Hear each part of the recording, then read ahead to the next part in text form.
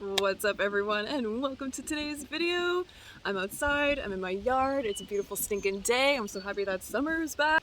And in this week's episode, we are continuing off of my podcast episode that came out on Monday. So make sure to, the link is in the description box below, check out my podcast, Step 1, Your First Steps to Transformation, where I share the first 15 of my 30 lessons for my 30th birthday, because that's what this episode is all about. We are continuing off from the podcast and continuing with the next 15 lessons that I would love to share with you guys for my 30th birthday. So my 30th birthday was on May 2nd, so I thought this would be such a super fun episode to create. So sit back, relax, and let's get started. Let's carry on to lesson number 16. So lesson number 16 is self-forgiveness, guys.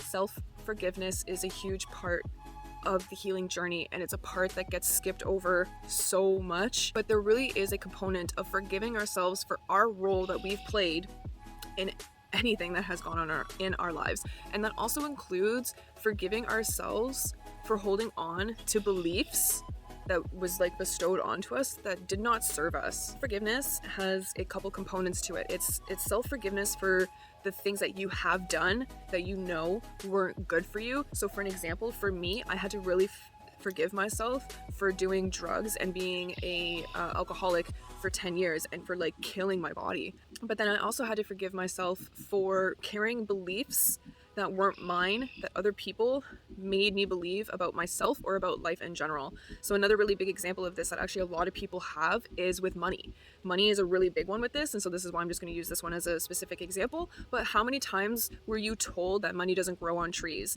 or that you have to work extremely hard for you to make the money that you deserve, right? So there's so many beliefs around money that, maybe we would have different beliefs if we didn't grow up having these told to us all the time. So that's just a quick example of how self-forgiveness has multiple layers to it.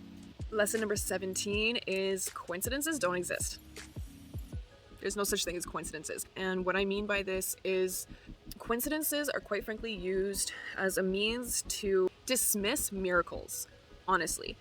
We do not have coincidences. I believe them to be synchronicities that shows us that the universe and our angels, our higher power, God, source, goddess, the creator, Mother Earth, whoever the hell you want to believe in as your higher power, I believe all of them are right. All of them is the same thing. We're all talking about the same thing here. That's what coincidences are. Coincidences is when your higher power is synchronizing certain things in your life where you're just like, oh, well, that worked out too well. That's a coincidence. No, coincidences don't exist. Lesson number 18 is the discussion about how blood is thicker than water.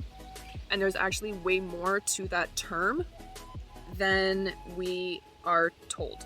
So, blood is thicker than water. That's the quote that I know at least a lot of us in the West know about. But did you know that there's more to this quote?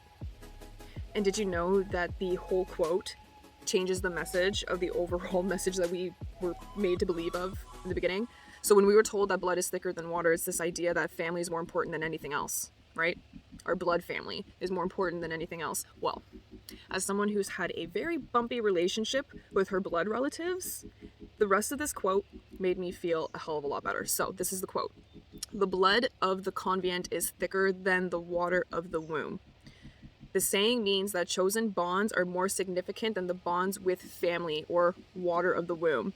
More directly, it means that relationships you make yourself are far more important than the ones that you don't get to choose. So like I said, I've had a bumpy relationship with my family, with my blood relatives, with pretty much every single blood member I have in my family. I've had some sort of bumpy relationship with.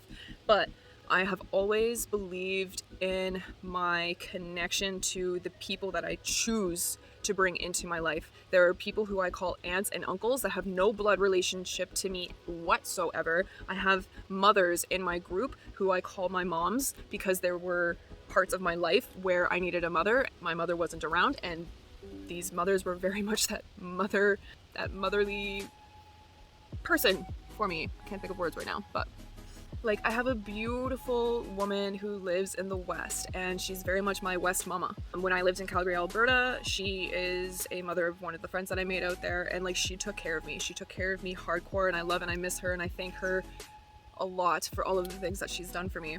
I also have my friends' moms who I call mamas as well, and I personally believe, and I do feel it to be true, this might trigger some people, but we don't get to choose our family. We don't get to choose our moms, our dads, our siblings, our grandparents, our aunts, and our uncles. And I know from experience that not all of those relationships are the most healthy. Some of them can be quite detrimental. If that's the case, then truly you have all the permission you need in this world to cut those people out, or at the very least put up very strict boundaries and create your own family. You're allowed to create your own family of soul tribe people, and they can mean just as much to you, if not more, than blood.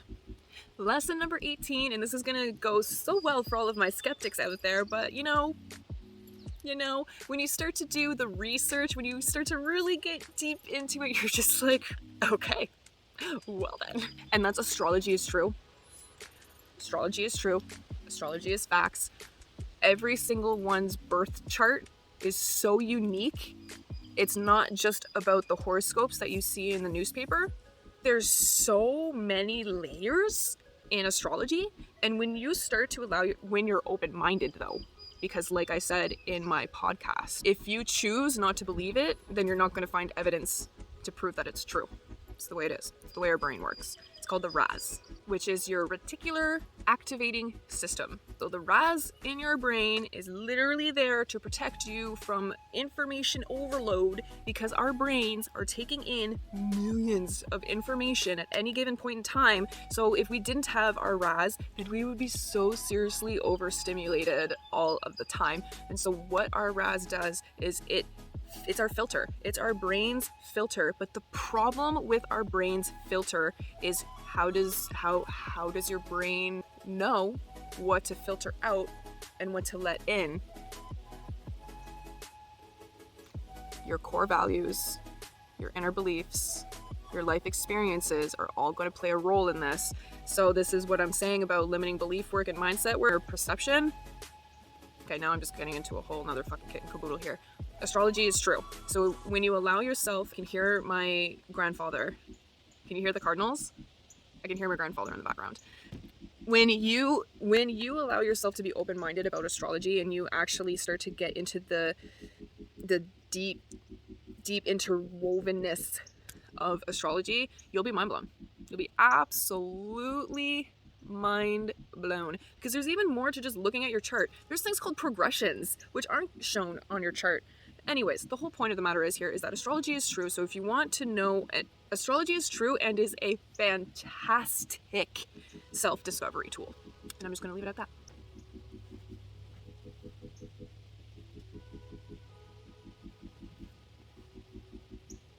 I can hear you in that tree.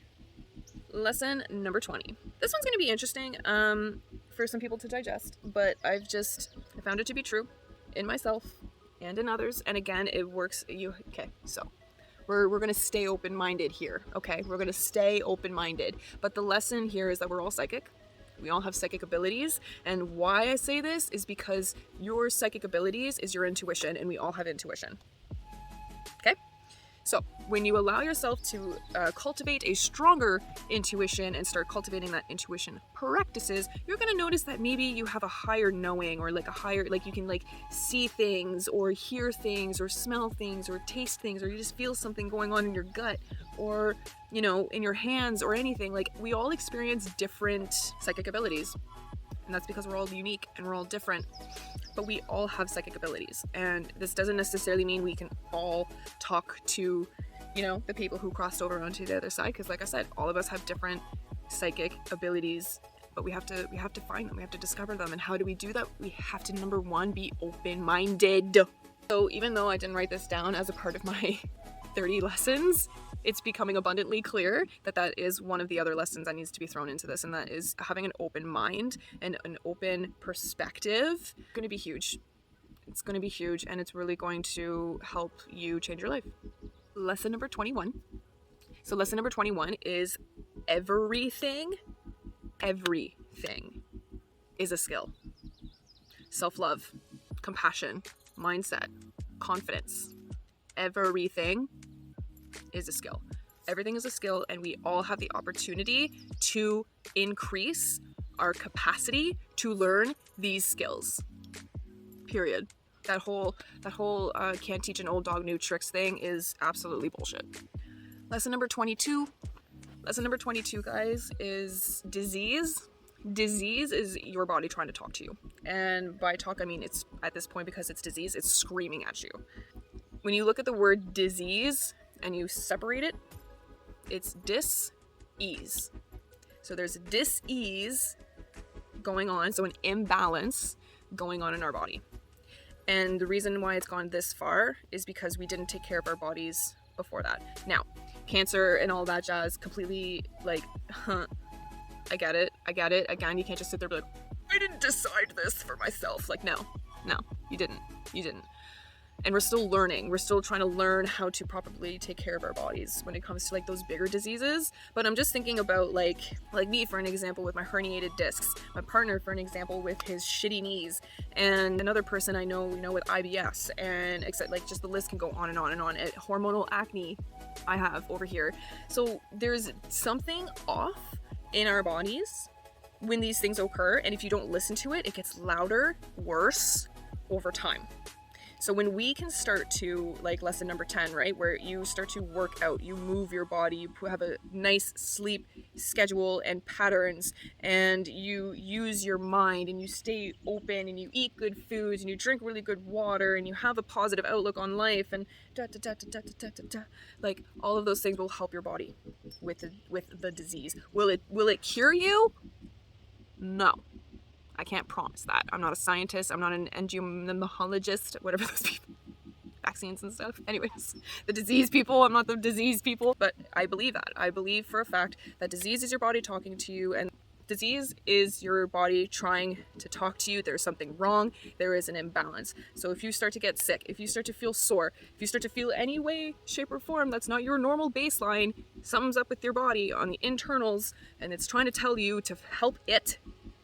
Externally, there's something externally that's bothering your body internally, and you need to fix it. And then that actually then goes into lesson number 23. And this is I learned this. This is me. All of this is me, guys. I've learned all of this, and I'm just sharing it. Okay.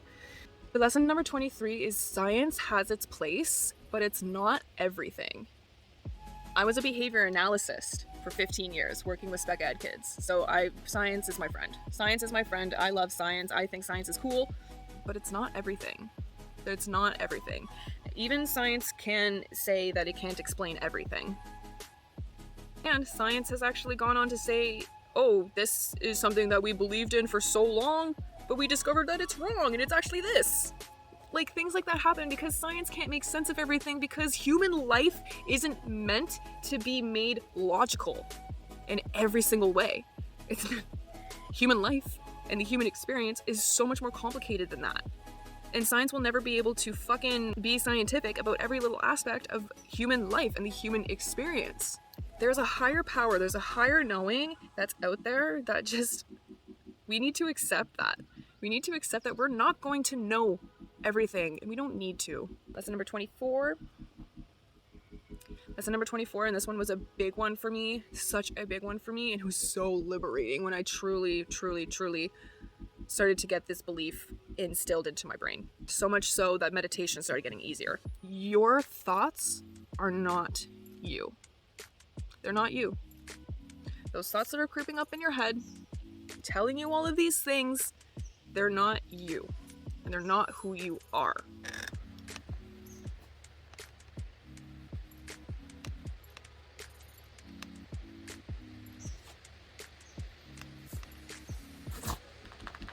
You might be thinking to yourself, well, like, how is that true? How is that a thing?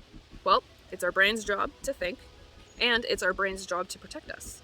So especially the negative talk can potentially very well be your brain legitimately trying to protect you in the most weirdest way possible, clearly, but If your brain's telling you, no, we cannot go to that social event because you're gonna say these things and they're gonna judge you and like we're just gonna be made to be an idiot. If that's your brain, it's been mine too. So like, don't worry.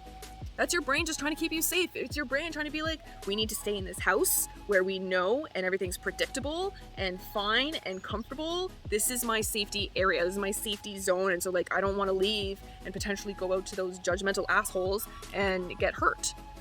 That's all your brain is doing when it has those negative talk.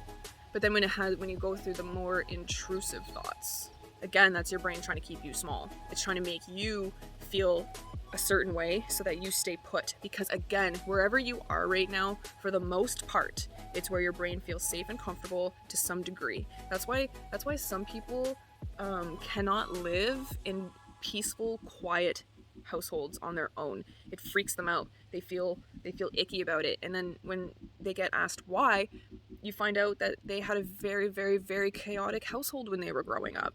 And so that chaos is what's normal to them. That's what's safe to them. And that quietness is weird and it throws them off.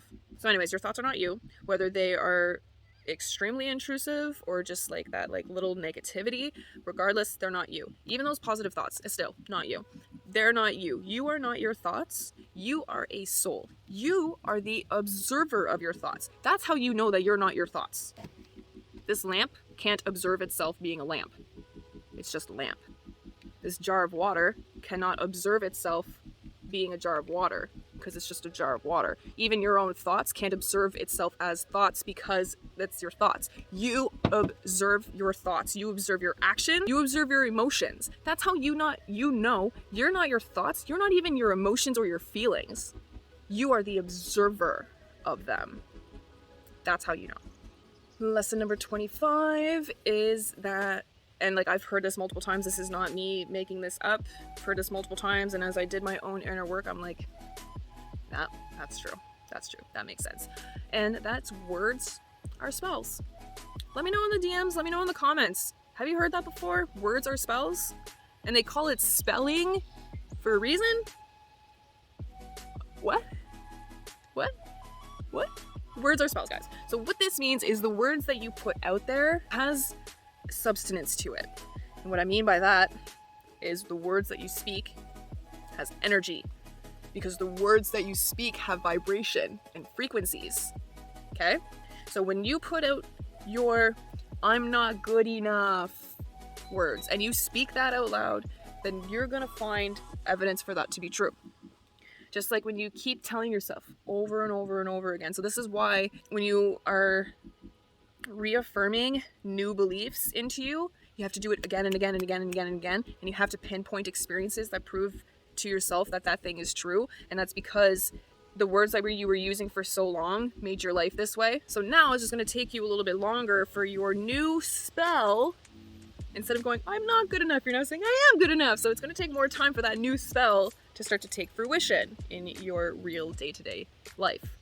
It's what's going to piss people off too. Here we go. Lesson number 26. People-pleasing is one of the biggest forms of manipulation. Just let that sink in for a hot minute. People-pleasing is one of the biggest forms of manipulation out there. Why? Okay, let's just before we get triggered and have our feelings hurt, let's just get some information. Okay, let's just see what's going on. So, people pleasers, and I am one. Words are spells. I was one. People pleasing. Let's even take a look at what people pleasing is. Okay, people pleasing is when I am going to dress. She's going nuts.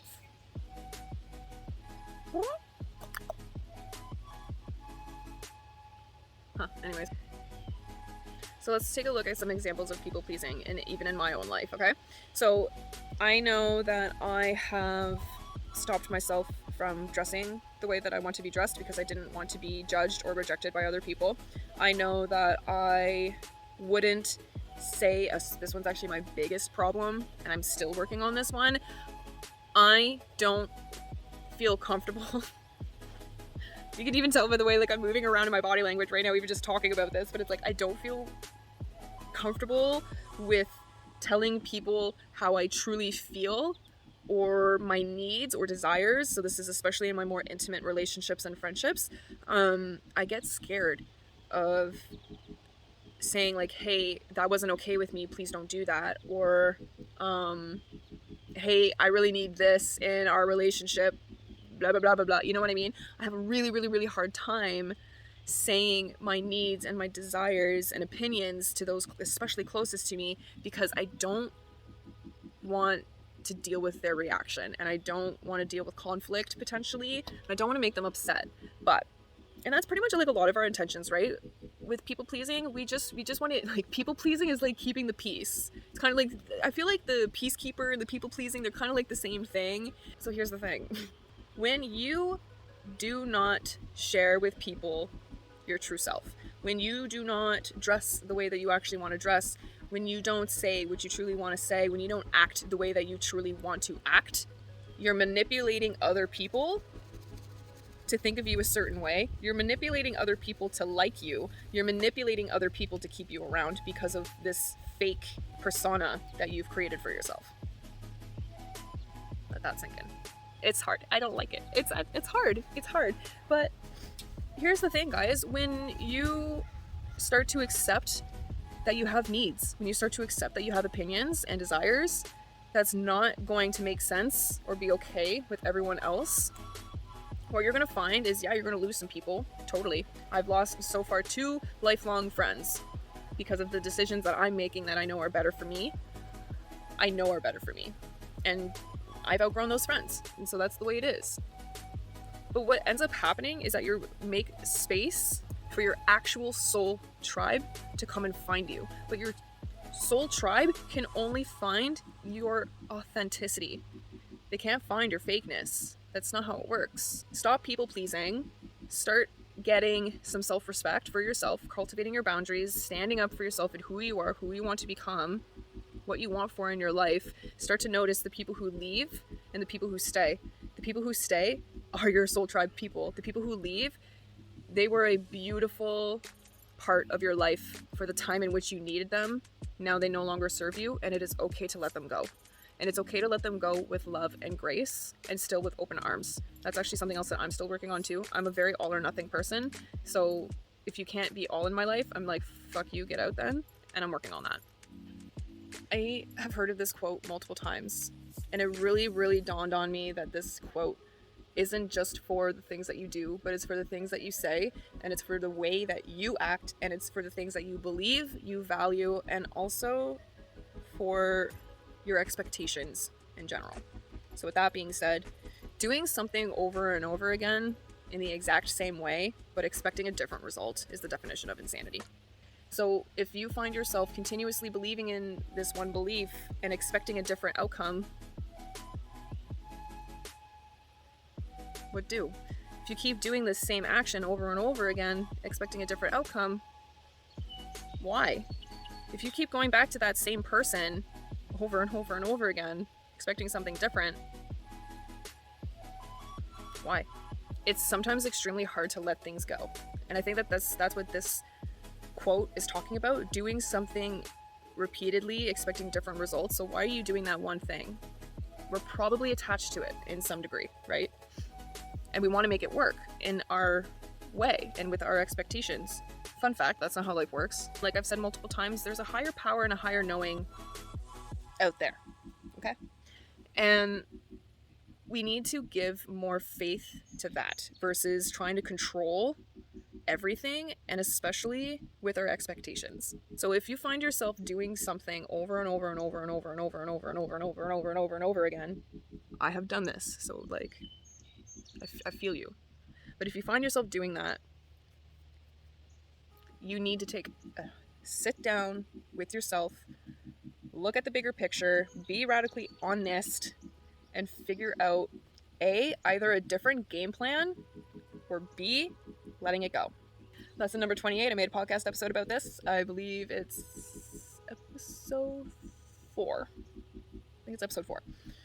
But nothing is a waste. Nothing in your life is a waste. No experience has ever gone to waste. As someone who has dealt with a lot of trauma, a lot of bullshit. Some of it self-inflicted. This was a hard pill to swallow, but what's beautiful about this is that when you, again, work on that self-forgiveness aspect, you start to really notice that all of these moments in your life, and actually sometimes especially the really, really, really challenging ones, the really challenging times, end up being where you've grown and learned the most and became more of who you are internally. This is literally me, and especially like the last few years and stuff, I've had to swallow a lot of pills. I say that metaphorically, please, but like I've had to really sit with myself radically, honestly, and be like, whoa, yeah, I did some shit. And how does that make me feel? It makes me feel like this. Okay, what can I do now? I can do X, Y, and Z. I need to forgive myself, so how can I forgive myself? X, Y, and Z. And then I can look at those situations in the past and be like, what did I learn from that? What came out of that situation for me? And a lot of the times, something positive came out of it. Even your most painful experiences, I'm not asking you to find gratitude in your trauma. No. I'm just trying to help you find power within yourself. By recognizing that the things that you've experienced got you to where you are today. You're a strong ass bitch. And you can take what you've experienced, you can take what you've learned, and you can make it so that you can be that better person, that higher self. Lesson number 29 is healing is not linear.